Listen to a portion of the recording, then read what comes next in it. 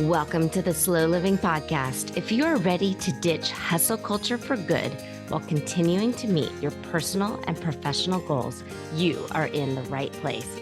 I'm your host, Stephanie O'Day, and I work with overachievers from all over the world who are ready to stop living life in triage mode and start living the life of their dreams, one filled with abundance, joy, and a sense of purpose.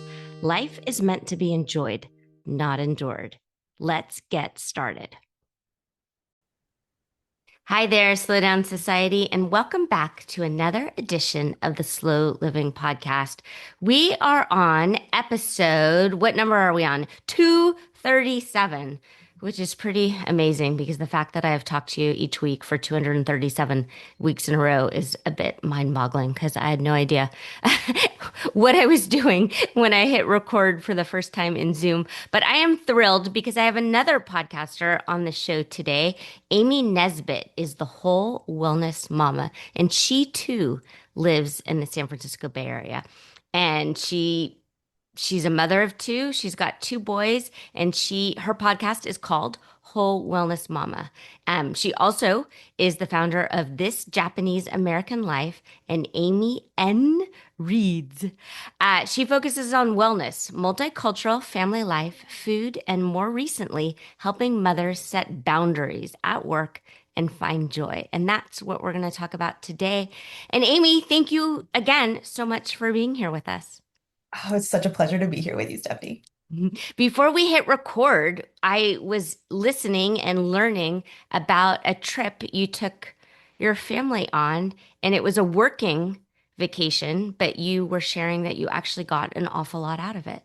Oh, we went down to Mexico to build a house, and this was the first time we did something like this as a family. I think my husband and I have individually done different things throughout our lives, right? But we had always looked for how can we do things with our kids now that they're getting a little bit older, they can absorb more of the how do we give back to other people?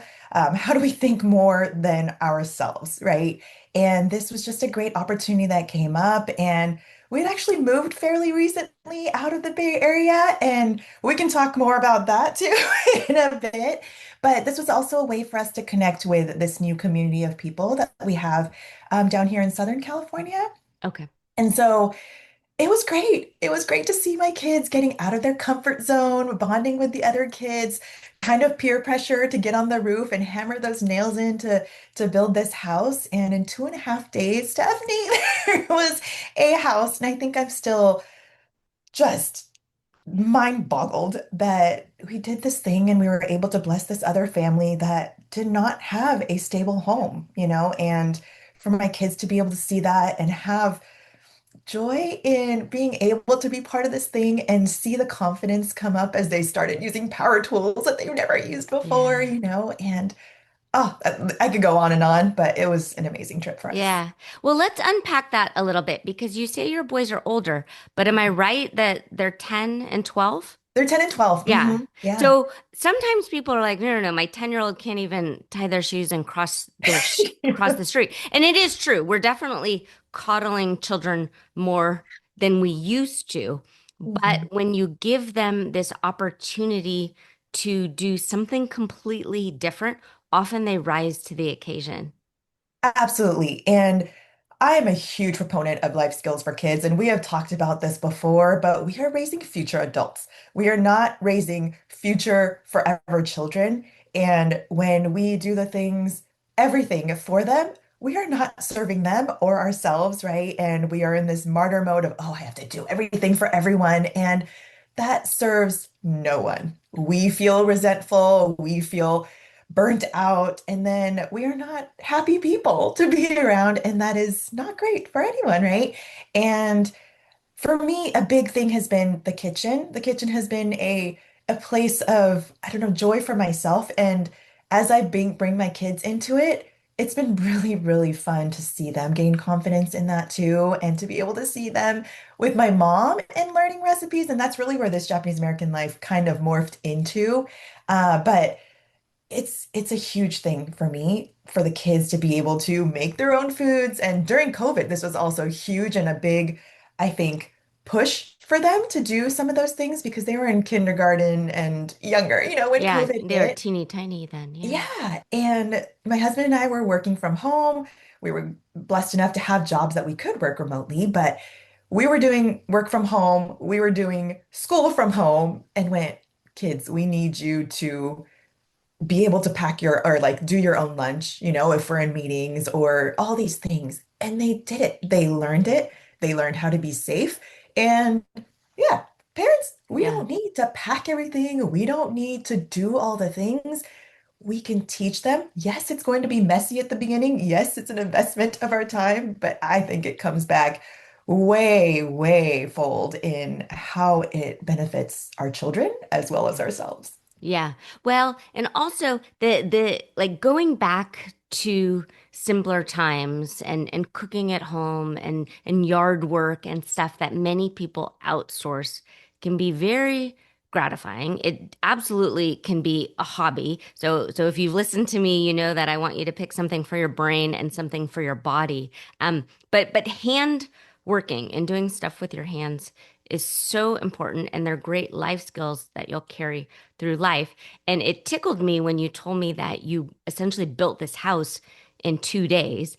And meanwhile, I have neighbors and people in community all over the place, and they are doing like a bathroom remodel that takes 6 months. And the fact that you built this whole house with your family in a few short days, where lots of us get bogged down of trying to pick the ideal grout color, which in the big scheme of things, it means nothing. Like who cares? Who cares what color your grout is?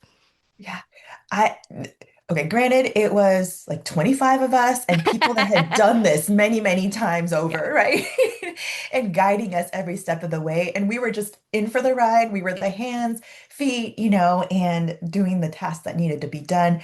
And it wasn't this giant house, right? In Silicon Valley, you see all these giant houses. It is not that, people. Yeah. It is a modest home, but it is something that these people never had before. And to see the walls being built and everybody working together to hammer that nail, like everything makes a difference. And my kids have, I mean, we go to those Home Depot once a month, activities, but they are not build your own things kind of people, but they're doing that more so with like the KiwiCo kits as well. Oh, There's just all yes. these Yeah. things that are great for our kids to learn mechanics of things and that make it fun. And I think that's the Yeah. big part of it, of doing it together with people, learning on the process. And yeah, I think our church goes every year. So we are in it for the future again. As we were done, the kids were going, can we come next year too? Which is like a Yeah. huge thing for me that even though it was hot and tiring and all the things, they liked it enough to want to do it again. Absolutely. Okay, so if you're listening and you're wondering what Amy's talking about, once a month, it's usually the first Saturday of the month, Home Depot has these like little builder workshops that you can sign up for or just sort of show up. And sometimes, like, it's a birdhouse or a planter box or something, and all of the directions are there. It's screen free, hands-on learning. And then Kiwi and Company, they've since expanded, but it used to just be called Kiwi Crate. I actually was an influencer for them when they first got started, and they sent me a few Kiwi Crate things when my kids were teeny tiny. Now they're ancient. But then actually, it's funny. You reminded me. I got that as a gift for my oldest nephew when he was 4, and now his little brother is 4, and I did not do the same thing. So I should probably do that again. So thank you for the reminder of that. But again, great hands-on learning, screen-free. There are STEM-based kits if you want a more sciencey thing, or there's more like Bob the Builder type kits. But great Yeah, all company. ages. Yeah, great Mhm. company. And I believe they are Silicon Yeah, Bay Valley-esque. Area based. Yeah, Bay Area Hmm. based. Yeah. Hmm. Okay, so you left the Bay Area to go to LA. And if you're listening, maybe you don't understand the difference that California has with our tribalism. But Northern California and Southern California are way deaf. So I grew up in San Diego Okay. and went up to the Bay Area for school, stayed there for working my career in big tech for almost 20 years. And There were a number of opportunity things, but mostly it was my parents moving. And so they were figuring out what to do with the house. And my husband and I kind of looked at each other. We had been here during COVID for a longer period of time to get help with the kids, and while we worked remotely. And so he liked the area and went, would we move to San Diego and kind of change up this life, even if we couldn't keep our jobs, which we actually are pretty happy or we're pretty happy with, and we're sad to leave our community, but we went, do we really want to live that Silicon Valley hustle life forever while we grow our kids? And at that point, when we started talking about it, I think they were first, second grade. We kind of hesitated for a few years because it's hard to make that change and make such a big life transition. But my husband is the practical one who said nothing is irreversible. We can come back if we hate it. It's only like unlikely that we would, but should we do it? And so that's why we made the big jump. And here we are. Here you are. I love the San Diego area. When Adam and I, we had our 25th and we spent time in Coronado, and I'm like, oh, I get this. I get why, I get why people move here. It's beautiful. Yeah. And we don't regret it. We miss our friends. We miss different aspects. And I think it's always a question of asking myself of am I living in alignment with what I value, and what our values for our family are. And there's still tweaks to be made because there's still questions in my head of is this what we moved to San Diego for? Because I took a different full-time job and, Mm. all these questions. But it opens up the possibilities for us. And it's a luxury to be able to think and just change life like that. But we are very grateful Yeah. for So what we have. why do you think it feels slower paced? Because you're still in California, you still Mhm, have large freeways and rush mhm, hour and all of that mhm. kind of stuff. So is it just that the sun is out more and so people are more relaxed? No, I mean, the Bay Area is also pretty sunny, weather-wise, it's not super different. I think it's definitely work culture is different. I worked at Apple for a long time, and there were there were, I think, very distinct things that I set for myself, even while working in big tech, where I did question myself of, oh, should I be advancing more? Should I be taking on more things? But throughout my career, I have made the conscious decision, especially after becoming a parent, of having that balance and prioritizing that over, that advancement, and moving different places so that I can get that advancement. Sometimes I regretted it. It's a working journey of, oh, should I have done that thing? But that time with my family and my friends and all of that is just priceless. You can't go back. And I see people that started at the same place and sacrificed a lot to get to that advancement. And that's not something I want. And I think I have to keep reminding myself of why I make the decisions I do. And here, there are still people that want to achieve, that want to advance. But I think there is a slower pace of people knowing that it's okay to end at a certain time and we'll come back to it later. You still get your stuff done if you need to. There's crunch times, but I think there's a lot less expectation of you are always tied to your phone. You are always tied to these things. And I think I still have to bring myself out of it because that has been ingrained in me, of like, okay, I need to check before I go to bed or whatever it might be. So it's always a tweaking of things that you've learned over the course of your career and your life. But I think it is easier for me to get into that groove of, okay, everybody else is okay with setting these boundaries in their work days. I'm going to do that for myself too, like I told myself. And I think there's also there's pockets, there's always pockets, right? But I think there is less stress or pressure around me to have my kids in every single activity. Hey there, Slow Down Society. Steph here, and I would like to invite you to check out the website. If you haven't been to stephanieodea.com, go there, click around, read, enjoy. I have spent the last 15 odd years writing articles to help you. Click around, add yourself to the mailing list, download the freebies. Everything's there. stephanieodea Thanks so much, and back to the show. And Yeah. in the Bay Area, I felt like everybody around me had four different sports going, plus Russian math and this and that, right? And I was going, oh my gosh, I have my kid in one thing. Am I not doing enough for my kid? Yeah. And I don't feel that as much here. Or maybe I've just learned to not care. I don't know. Yeah. Yeah, Yeah. I agree with you. I've born and raised on the San Francisco Peninsula, so I've been here the whole time.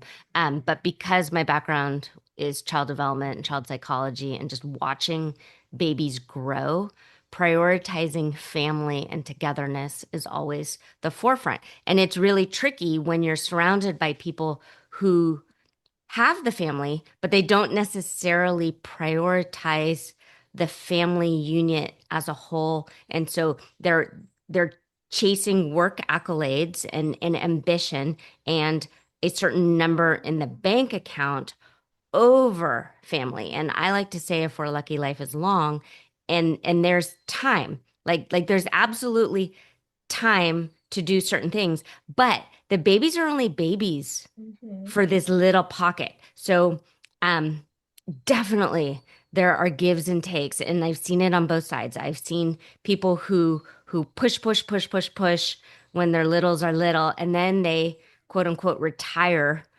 when their kids are in high school and then have all of this time. And then I've seen it backwards where people Mhm. have a sabbatical when their kids are like between 6 months and 5 years. I'm just making up numbers, but then they feel this pressure that they have to get back to their earning things, and it's very competitive, and it sort of reminds me of the first time with my oldest, who's now 24, going to a mommy and me club at like I want to say it was we met after story time in the Barnes and Noble, and it was all these women saying, oh, they're not sitting up yet, oh well, have you tried this and that, and making it seem like you are a failure because your 4 month old core strength isn't where it's at. I'm like, okay, like trust me, they all end up figuring it out, but it does have this like hyper fixated competitive culture that I'm just not interested in. Like, I just nope out. I'm like, nope,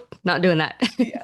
There's totally a Bluey episode about the Oh, is there? Okay, robot so yeah, too. so my kids are old enough that have never actually watched Bluey, although my brother and sister-in-law have it for their kids, and then my parents watch their kids as grandparents, and my mom's like, "Oh, well, Bluey says," and I'm like, "Oh my gosh, Mom, I love that you're quoting Bluey." I thought it was totally for kids and past my kids' age range, but then I loved it. And then we started watching it together, but we haven't watched it in a while, but it's a very cute, well done for parents and for kids. Good. Yeah. Okay, so let's talk about kind of the quote unquote back to basics and Mhm. like whole and nurturing and hands-on. How do you compete if you've got 10 and 12-year-old boys who probably are inclined to want all of the newest and the fanciest tech and to be Roblox coding all day long? Okay, first of all, Roblox is a no-go in our home. My husband is Oh. very anti. Okay, It so talk to me about that. Why? Like, why is So, he anti? yes, so he says if anything is going to cost us constantly to get the new thing or to advance or whatever, he is not for that. If it's buy a game and that's that, you work through it, that's fine. We'll buy the game. But if it is a constant asking for upgrades of things, he is not okay with that. And I'm on board with that. I know there's a ton of different modules and things within Roblox, and maybe we haven't even understood what it's all about, but we have put it on the kids and said, you prove to me that it's not going to be this constant drain of cash and addiction to needing the new Yeah. thing. And in that case, we will talk, but otherwise, it's off the table. Yeah. I read an article saying that they're essentially brainwashing kids to be nonstop consumers. Yeah. Yeah. Is that how And it comes across to you? yes. Okay. Yeah. And we are very much, we have devices, and the kids love playing the Nintendo Switch and different things. And we have online plays so that they can play with their uncle, and all this kind of, or their friends. And we're okay with them playing games. We're okay with them choosing, what to do as long as it's within a safe space, right? But they also know when those screen times are. We have set days, we have set times. We have told them if you can't monitor your own time, like we can hear them, but if you can't set the timer yourself and stop yourself, then you don't have that ability to play, Yeah. right? And they have to have their homework done. They know what the requirements are for them to even come ask if they can have that screen time that they are allotted, right? That they can start that. So I think we have put fairly good boundaries. It's still always needing tweaking and things, especially as they change ages, but it has worked for us where they come to me and I say, okay, have you done those things? And if it's a yes, then I'll say, okay, go set your timer, go do your thing. Otherwise, they're like, oh, no, let me go do it and I'll come back to you. So it's not a Yeah. fight of needing screen time and they know. So 10 and 12 are kind Mhm. of prime, I want a smartphone ages. So what is Mm. your thought process on that? I I see the beauty. I worked for the company, and there's a reason why tech giants do not have those devices for their own children. And I go to the schools and I volunteer and I see the kids all with devices. And I know that my kids are going to be the last ones that are going to have these devices. Thankfully, we haven't gotten a huge, oh, why am I the only one that doesn't have a phone or whatnot? They don't even have a watch. We don't have it, and I don't feel the need for it. A few times I've gone, oh, I wish I could text my kid and say, hey, I'm running late or whatever it might be. But outside of those times, I'm okay with them being present with their friends. I'm okay with them not being on social media. I'm okay with all that because I see it for myself too. I am on my devices way more than I would like to be. And I always have to put additional things for myself of, okay, I'm going to put it down. I'm going to be present with my children. It's a conscious thing. And the watch is hard because you get pinged with things. So when I do one-on-one times with my kids, I have to put everything off to the side so I can fully be present. And I want them to have that for as long as they can because I know they're going to be bombarded with devices and it's going to come and they're going to have to learn how to be responsible for that. Hmm. But I'm not ready for that yet. They can be kids for a little while Yeah. longer.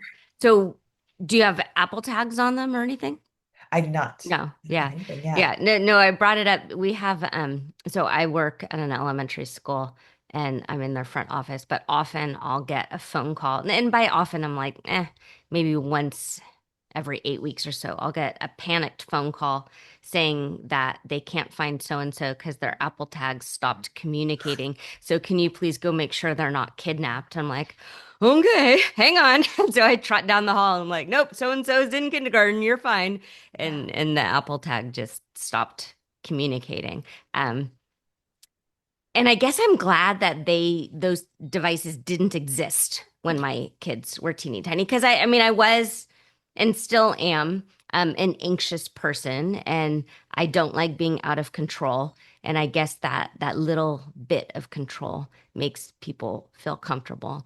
Um, I've but also had conversations with parents of grown adults, right? They're in college and whatnot, and they have the Find My, mhm. so they can see where their kids are.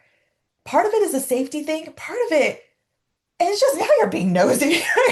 And some of the things I don't want to know, and some of the things I did, I was responsible, but I wouldn't tell my parents, and it's a hard line now that we have these abilities of how much do we want to watch. And I think, there's a dynamic also. I was listening to like the husband say, just turn it off, just turn it off. You cannot watch our children. You can't, Yeah. So, Yeah. So full disclosure, we totally have it.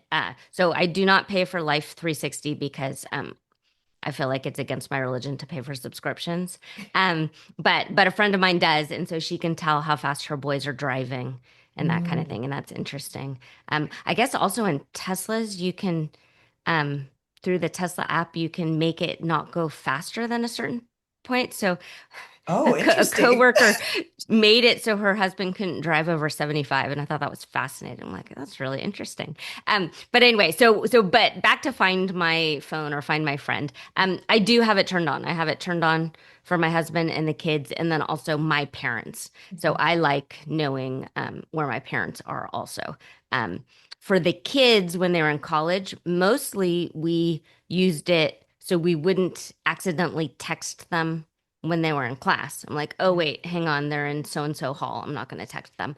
Um, yeah, I don't feel like I use it in an obsessive capacity. I like knowing if Adam has left work because then Yes. I can get dinner going, or if I know that he's on the bridge, Yeah. he won't get cell service and that kind of stuff. So I can see how it could be overused. One thing that's fascinating with my Gen Z kids is they track all their friends. So it really is a friend Oh, thing and be like, and we'll be at the mall and be like, oh, so and so is here. And then they'll zoom in and then they go like surprise them at the tea place or oh, something. But that's yeah, so Gen interesting. Z has, yeah, my one of my daughters, when she opens it, I'm like, who are all these people? She's like, oh, that's what Yeah. just what we do, mom. So Yeah. I'm like, And okay. all this to say, right? And I have Find My on my husband and my parents as well. But I think you nailed it. It's the obsessive part, right? If we're using it, I check my husband too if he's coming back from a flight, like, oh, is he almost here? The kids are going to bed. Should we wait up for them? Like things to make sure people are safe for, planning purposes. But I think when it becomes that obsessive, okay, you don't really need to know this. Now you just want to know. Yeah. Now you're getting in people's business.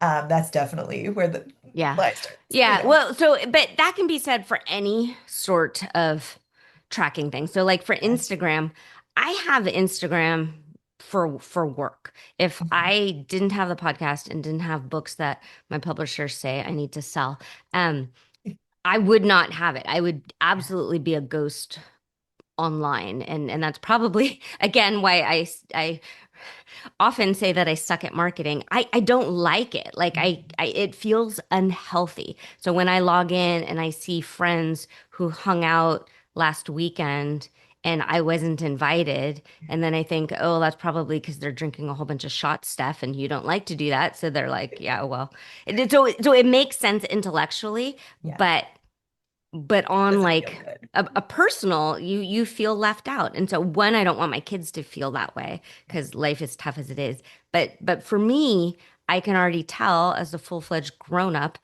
I feel left out. It would be better for me to just not have the stuff and not do it. And as much as it can be helpful in certain ways, like you and I would not have met if there was no Mhm. internet. Yet you and I met what I consider an old-fashioned way is we emailed each other. Like I would always rather answer an email than a direct message or something from social media. So I feel like if you take the time to track down somebody's email address and compose an actual email, I will read it.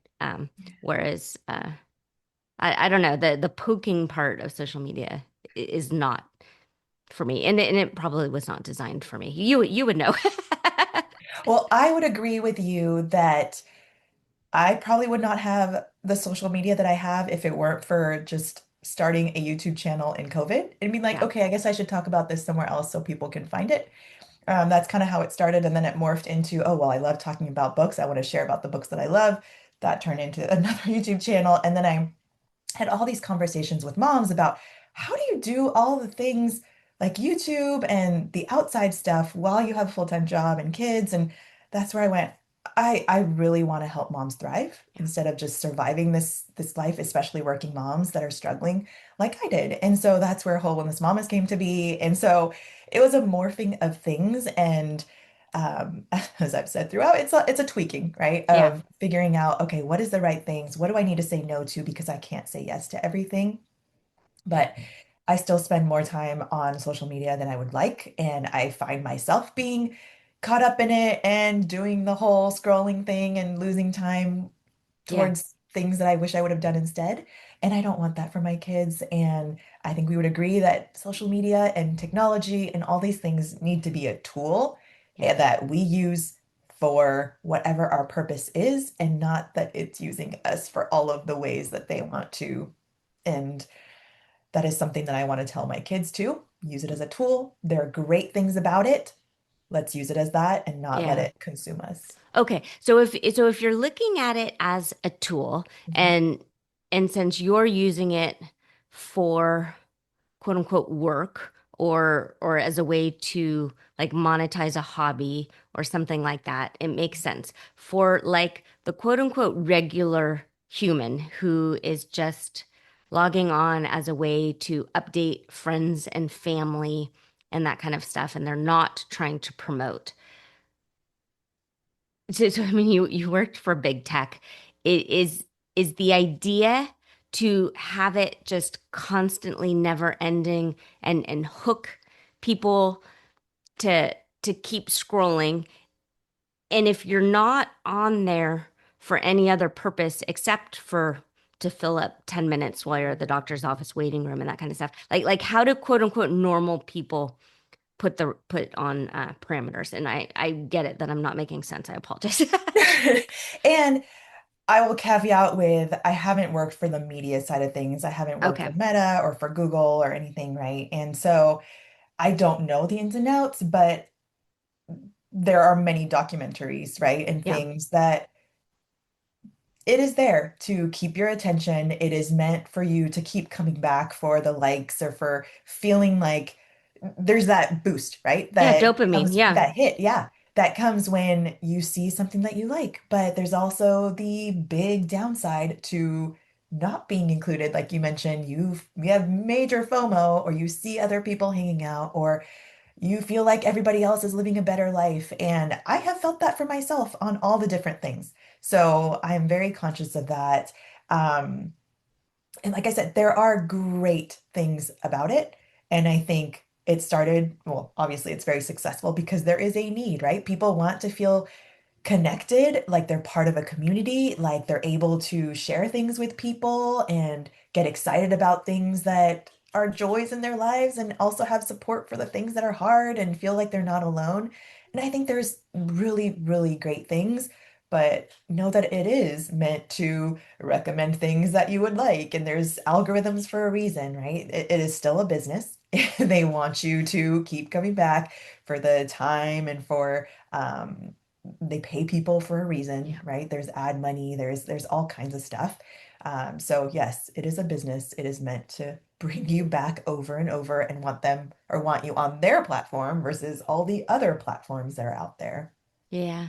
I So don't know if that since answered your you've question. no, it's fast, it's interesting. So since you're raising these boys and you've now left Silicon Valley, uh, do you have any hopes or aspirations that you would like for them to chase as they age or what they might major in college? Would you steer them away from big tech?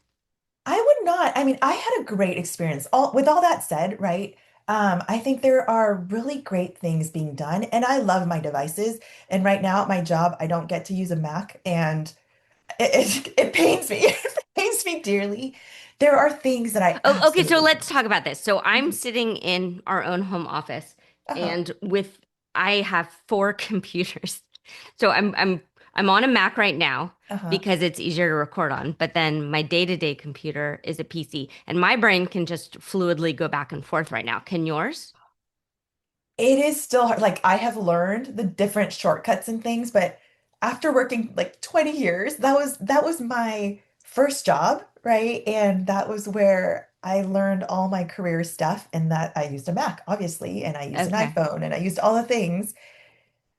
And so it is hard to switch from that. Okay. Yeah. And learn So I everything mean, this is a Microsoft. really old MacBook Air I'm using, but the trackpad, like it drives me nuts that there's no buttons and I can't right click. I'm like, oh my God, I freaking hate this. And so then I have to like put everything in the drive and then go back to like my regular computer where I'm at peace.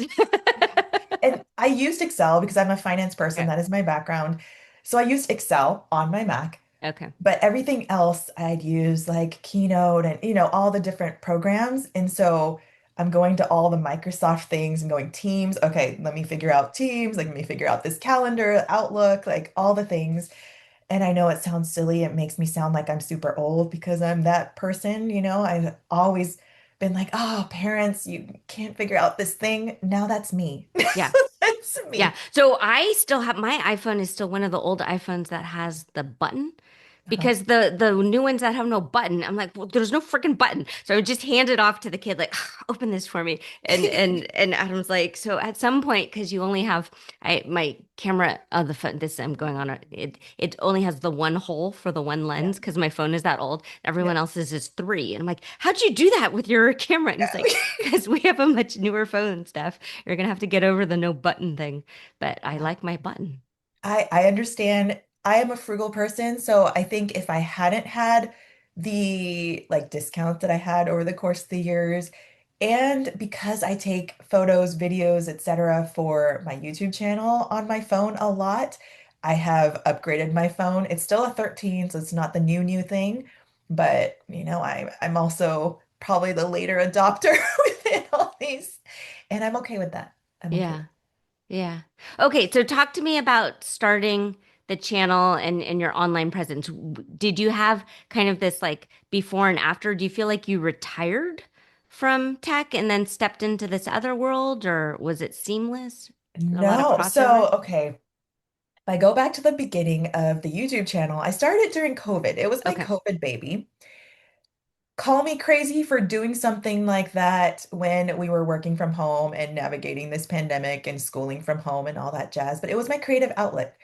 During the day, I'm doing spreadsheets and analysis and all that. And this was a fun way for me to also say, let's capture our joys as a family instead of focusing on the crappy things that are going on right now in the world and all the people that we don't get to see. So initially, it was called Flashes of Joy. And then over time, as I was talking to people, people kept asking me about, oh, how do you make that Japanese recipe? Or I'm going to Japan. Can you tell me some tips of where we should go? And so I went, oh, well, that combined with I would like my kids are half Japanese. And so I was like, I want them to have that Japanese side, like as they carry on, because it's definitely less exposure that they get to that side versus, the rest of American culture. So Yeah. this was a great way for me to put that in. So that's where this Japanese American life is, that's what it morphed into. And we talk about all things Japanese food, travel, culture. And I just started a stress-free Japanese course too, because people kept asking, like, okay, Yeah. how do we make these things? And so I went, okay, I'm going back to the basics. So I'm really excited about that. But um, that was the YouTube channel, and the kids got involved with me. We were, like I said, it started just capturing our joys. It was simple things. I had gone into it with it's just going to be for us or maybe the grandparents because we're not seeing them as regularly as we have. And so it's a way for them to keep up with like the random daily fun things that we were doing. I had no intentions for it to be a thing that it has become, but I am grateful for the people that have supported me and that have said, yeah, this is really cool. Can you keep doing more of these things and have guided where it has come? Hmm. And I think my love for books has always been there. And it just became front and center, especially as my kids we're just a family of book lovers of all genres. And Hmm. so during COVID, I needed a place to be like, oh, I don't have a book club in real life. Let me talk about it online with people, and we wanted to separate it from this Japanese American life. And so that's why I have the two channels. But alas, those are those two. And then I mentioned this before, but as I was talking to other moms, fellow moms that I worked with, we were all going, okay, how do we make time for ourselves? How do we find that wholeness that we really want and deserve with carrying all the other things because we just show up better when we take care of ourselves. And so that's where my passion for whole wellness mamas, and I do summits to bring different experts within the wellness space because it's not Hmm. just about the physical wellness, it's the mental, it's the spiritual, it's the, emotional, all of that. And so um, that in a nutshell is where Yeah. it morphed into. Yeah, we will absolutely link to everything. But if you're looking for Amy, you can Google her at Amy Nesbitt, and Nesbitt is two T's, Nesbitt. But you come up immediately through Google, and you can find all of your different things. It's really interesting. I'm really glad that you shared as much as you did. So where do you see yourself in 5 years when your oldest is off to college and your youngest is getting there already? Like where do you see yourself in that frame of mind? It's funny because when we moved down here, it was that scary, okay, I'm leaving a job that I love, people that I loved working with, and there were lots of tears of like, is this really the right decision? But it was also freeing to think, okay, if we move, we are moving towards a life that potentially we are able to have more options of if one of us did not want to work, that's a lot more doable. All of that. And I started going, well, if my husband is working remote, maybe I can do all this stuff that I've been doing part-time, full-time. And clearly I am not doing that because a different opportunity came up, and that's a whole different story. But um, I still long for that. Okay, what would happen if I could put more time into this? And I would love to travel. I love travel. I love food. I love books. And if I could get paid for those things or make enough to, sustain us or Mhm. whatnot, however we want to put that, that would be my dream at this point, and we will see. It is a hard balance between the known and the stable of a corporate life and being able to just branch out on your own and do this creator journey. But I'm also very fortunate to be with a supportive partner that's like, okay, if you want to go do this thing, nothing is irreversible. If you want to find a job down the future, you can, and I'm also in a job that I'm pretty happy with, that Mhm. gives me that flexibility right now too. So everything can be assessed, but if at any point it is not aligned with the time that I want to spend with my children and my family and the things that I love doing, then that is the point where I go, this is not working out. Let me go figure out what changes I need to make. But when a kid's, oh, I don't even want to think. Well, not that I don't want to think, but I don't know. I would love to travel more. I would love to see different places that we haven't been able to go. Mhm. And a lot of times we've gone to the same places. Like I want to go with my kids to Japan every 2 years, every one, yeah, 1.5, Do you whatever it have might be. family still I in do. I Japan? still have Okay. extended family there. So my kids have been a few times. But I have said also, I want to go more because their language is just leaps and bounds after our trip there, Mm. and I think they see the benefit. So going to Japanese school is not a struggle where I'm like, okay, you guys go because mom tells you to, they see the benefit and why I want them to. And we've had many tearful conversations about why it's so important to me, even though it is hard for them. Yeah. Um, and that is one thing I think extracurricular that I have not been willing to give up. But I would love to travel more, but I would also love to travel now. I don't want to think about it in a once the kids are out of the house kind of thing because I Yeah. do love traveling with them. I want them to see different cultures, different communities, the way different people live. That is a huge value of mine that you live outside of yourself, right? And you see, not that you don't see different ways people live here, but Yeah. that is a huge thing I want to do. And there are experiences I want them to have and take with them. But I also want my kids to be independent human beings that can have their own life. And I want to enjoy my life with my husband. I don't want it to be surrounded by just kid logistic things, Yeah. and Yeah. No, oh, that's the I thing. think that makes a lot of sense and it definitely ties into whole and slow and just kind of being contemplative because if you're just checking things off of a bucket list like saw that, saw that, saw that, saw that, it doesn't feel immersive and it doesn't feel calm. It feels like you're still in hustle mode, checking things off your list. And again, when you zoom out and you talk about different experiences, and we can go full circle that you guys essentially with this team of people built a house in 2 days, whereas literally people can spend 2 days walking up and down the aisles of a store picking out grout, which really doesn't make sense. But having these different life experiences and seeing different cultures and seeing how people live is in such a valuable experience because if you don't zoom out, you really can get stuck in thinking that the purpose in life is to get the newest model electric car. And even in work life, right? I've seen people very cutthroat and out for themselves. And do whatever it takes. And that's just never been me. And that's not something I want to work around. And I don't want my kids to be those people, you know. I want them to be successful in whatever that means for people. I want them to be independent, be able to, you know, make their own way and feel comfortable, but not at the price of other people, you know. I just want them to be good human beings. At the end of the day, I think that is huge. It's their identity shouldn't be in what their job is and all that. And I need compassionate human beings. And yeah, that's Yeah, hard agree. Hard agree. Amy, thank you so much. Thank you for spending time with me. Is there anything you want to say before we log off for today? I mean, for anybody that is listening, then they're doing something great, right? You are doing something great. You are taking time for yourself. And I think there are so many moms and so many parents out there that feel bad taking time for themselves, but we need to improve ourselves every single day too. And I think it's great for our kids to see that we are taking time for ourselves, that we know we're not perfect and trying to improve. So, doing that, I'm so grateful that you're here. I'm so grateful that I'm able to have this conversation with you, Stephanie. And parents, you're doing great. I'm Mhm. rooting for you. Absolutely. Good job, Slow Down Society. As always, consider yourself loved and hugged.